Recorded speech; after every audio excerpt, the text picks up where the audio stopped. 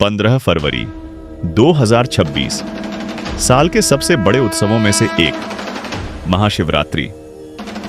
पूरे देश के अनगिनत लोग साल भर इस दिन का इंतजार करते हैं। लेकिन इस दिन का इतना महत्व क्यों है? हम शिवरात्रि क्यों मनाते हैं और रुद्राभिषेक कितना वैज्ञानिक है? इसी पर आज की यह चर्चा है। तो चलिए बिना देर किए शुरू करते हैं। शिवरात्रि का नाम लेते ही सबसे पहले जो बात मन में आता है वो है महादेव और मां पार्वती का मिलन। कहानी तो हम सभी जानते हैं कि कैसे देवी सती अपने पिता दक्ष के मुख से अपने पति महादेव का अपमान सहन नहीं कर सकी और दक्ष यज्ञ में अपने प्राण त्याग दिए। देवी सती की मृत्यु का समाचार पाकर महादेव ने प्रलयंकारी तांडव शुरू किया। उन्होंने उन्मत्त होकर दक्ष और उनके यज्ञ दोनों का विध्वंस कर दिया और अपनी पत्नी के शरीर को कंधे पर उठाकर भटकने लगे।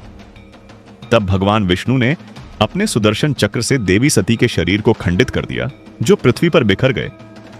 वर्षों बाद वही सती मां पार्वती के रूप में पुनर्जन्म लेती हैं और कठोर तपस्या करके महादेव को पुनः अपने पति के रूप में प्राप्त करती हैं। और जिस दिन महादेव और मां पार्वती का विवाह हुआ वही दिन महाशिवरात्रि है। महाशिवरात्रि या शिव पार्वती का यह प्रसंग केवल कोई साधारण पौराणिक प्रेम कहानी नहीं है, बल्कि यह हमारे आध्यात्मिक विकास और दर्शन का एक बहुत बड़ा पाठ है। दक्ष प्रजापति हमारे अहंकार या ईगो के प्रतीक थे। वे स्वयं को सर्वश्रेष्ठ मानते थे और शिव को तुच्छ। उनकी नजर में शिव श्मशान में रहने वाले, शरीर पर भस्म लगाने वाले एक कपालिक या भिखारी समान थे, जो देवताओं के समाज में बैठने योग्य नहीं थे। दक्ष को अपनी सामाजिक प्रतिष्ठा का इतना अहंकार था कि वह शिव के वास्तविक स्वरूप को पहचान ही नहीं पाए। लेकिन जब अहंकार सत्य स्वरूप शिव का अपमान करता है तो विनाश निश्चित है।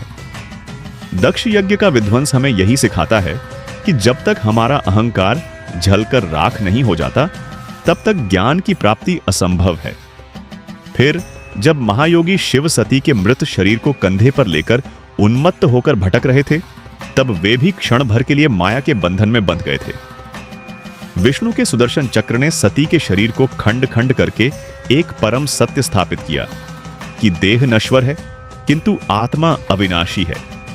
इस नश्वर देह के प्रति मोह या अतीत के बोझ को त्यागे बिना नई सृष्टि या आध्यात्मिक मुक्ति संभव नहीं है। सती देह त्याग के बाद पार्वती रूप में पुनर्जन्म लेती है। सती भावुक थीं, लेकिन पार्वती धैर्यवान और संकल्पबद्ध थीं। उनकी हजारों वर्षों की कठोर तपस्या यह सिद्ध करती है कि ईश्वर को पाने के लिए केवल भावना और भक्ति पर्याप्त नहीं है, बल्कि योग्यता, आत्मशुद्धि, प्रॉपर रिचुअल्स भी आवश्यक है। आध्यात्मिक अर्थ में पार्वती हमारी जीवात्मा है और शिव परमात्मा है। जब जीवात्मा सभी सांसारिक मोह त्याग कर परमात्मा के साथ एक होने के लिए व्याकुल होती है, तभी महायोग घटित होता है और जीवात्मा का अपने परम स्रोत या सोर्स में वापस लौटने की यह पवित्र रात ही महाशिवरात्रि है। इसके बाद हम चर्चा करेंगे लिंगोद्भव कथा के बारे में, यानी उस अनंत अग्निस्तंभ का प्रकटीकरण। जब ब्रह्मा और विष्णु शिव के आदि और अंत को खोजने में विफल रहे, तब उन्हें आभास हुआ कि परमेश्वर असीम है। जब ब्रह्मा और विष्णु अपनी श्रेष्ठता को लेकर विवाद में उलझे थे, तब उनके अहंकार को चूर करने के लिए महादेव ने एक अनंत अग्निस्तंभ का रूप लिया। ब्रह्मा हंस का रूप धरकर ऊपर की ओर उड़े। ब्रह्मा हमारे मन या बुद्धि के प्रतीक हैं। मन हमेशा अहंकार के पंख फैलाकर ईश्वर को मापना चाहता है, लेकिन बुद्धि के द्वारा उस असीम को जानना असंभव है। दूसरी ओर विष्णु वराह रूप धारण कर पृथ्वी की गहराइयों में गए।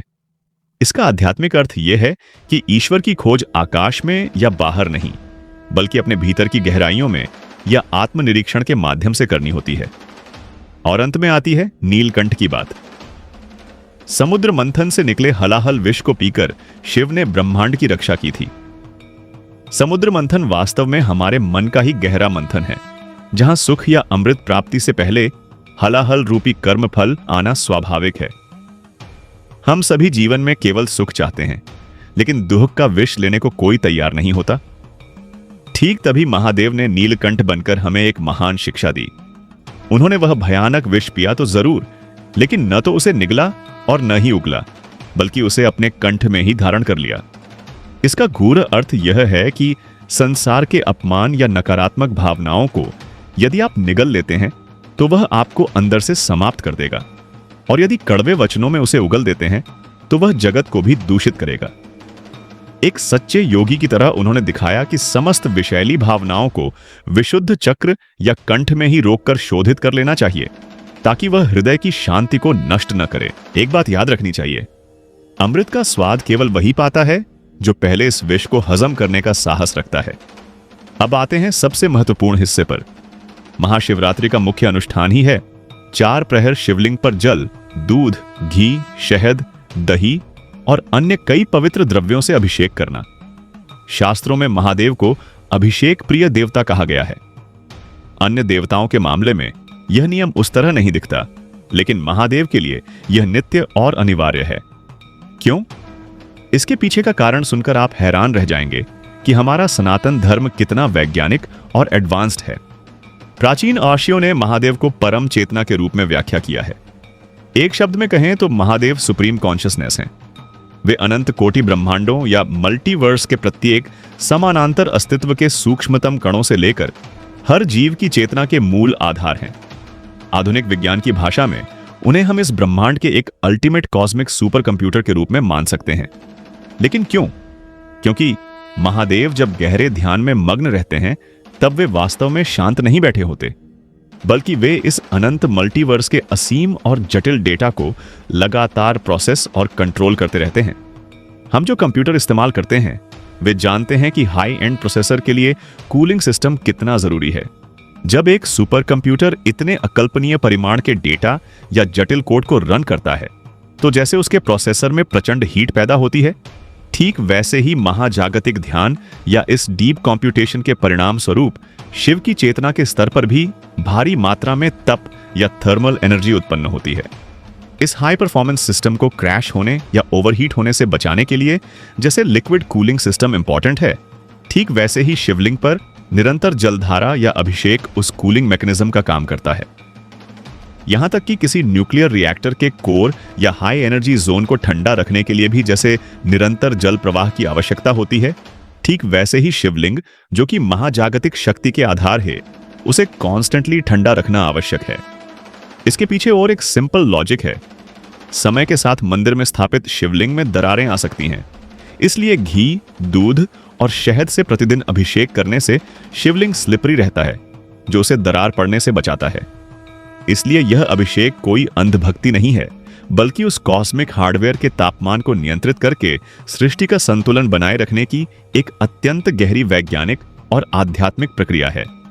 तो इस महाशिवरात्रि पर केवल नियमों का पालन न करें, बल्कि अपने भीतर की उस असीम शक्ति को अनुभव करें। अगर वीडियो पसंद आया हो तो लाइक करें और हमारी इस आध्यात्मिक यात्रा में साथी बनने के लिए चैनल को सब्सक्राइब करें। महादेव और मां पार्वती की कृपा से आप सभी स्वस्थ और कुशल रहें। कमेंट में ओम नमः शिवाय लिखना न भूलें। मिलते हैं अगले वीडियो में।